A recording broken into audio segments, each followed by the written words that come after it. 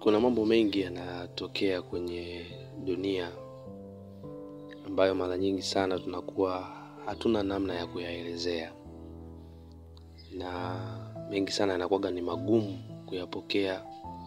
Nilikuwa na maswali mengi sana, lakini anyway tunayaacha kwa yule muumba wa mbingu na nchi.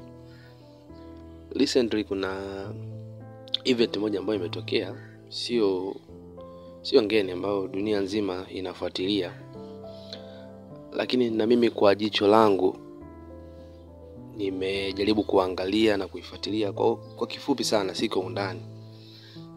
Na hii event ni ya ndege kuanguka India, ambao kwa mujibu wa taarifa hii ndege ilikuwa inatoka India inaenda London kama sikosei, na imeanguka dakika 2 tu baada ya kupaa.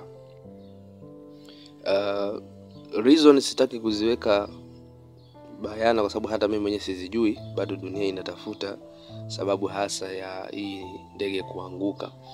Lakini kwa uchache au kwa ufupi, ukiliangalia hili tukio lina maswali mengi sana, hasa kuhusiana na maisha. Yaani ukianza kufikiria unaanza kujiuliza, yani maisha ni nini? Na yani mbona kama hamna huruma? Kwa sababu kuna familia moja ambayo sijui kama mmeiangalia vizuri. Kuna familia moja ya daktari mmoja na mke wake, alikuwa na watoto 3 wadogo. Huyu daktari alikuwa anafanya kazi pale India, akaamua kuacha kazi yake ya udaktari ili akaanze maisha upya jijini London. Kwa hiyo ukiangalia wameposti picha pale,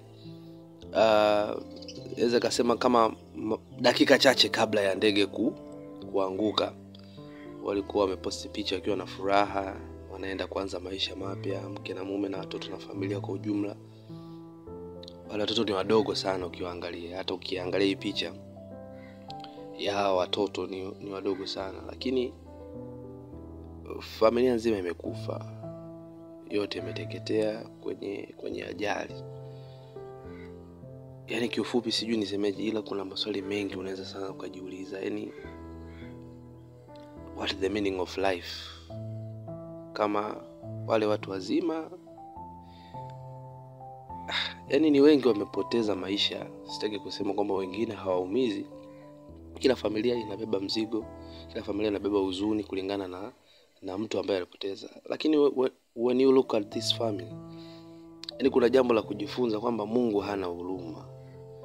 Na nikisema hana huruma si kwa ubaya, lakini anazidi kuonyesha matendo yake makuu, kwamba ukiwa nacho, ukiwa hauna, ukiwa mdogo, ukiwa mkubwa, kifo kipo pale pale.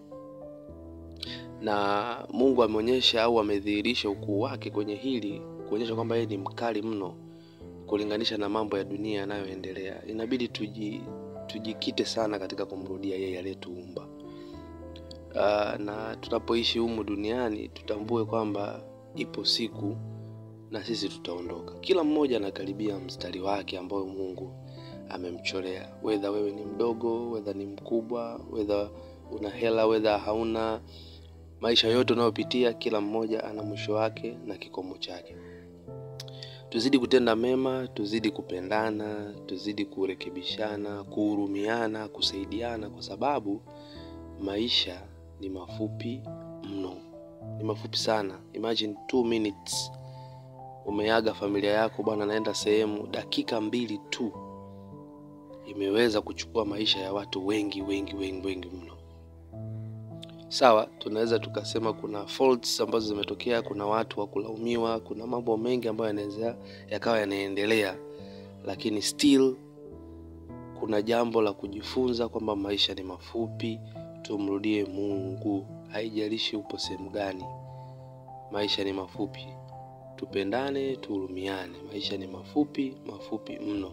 Tutende mema. Siku yetu actually inakuja.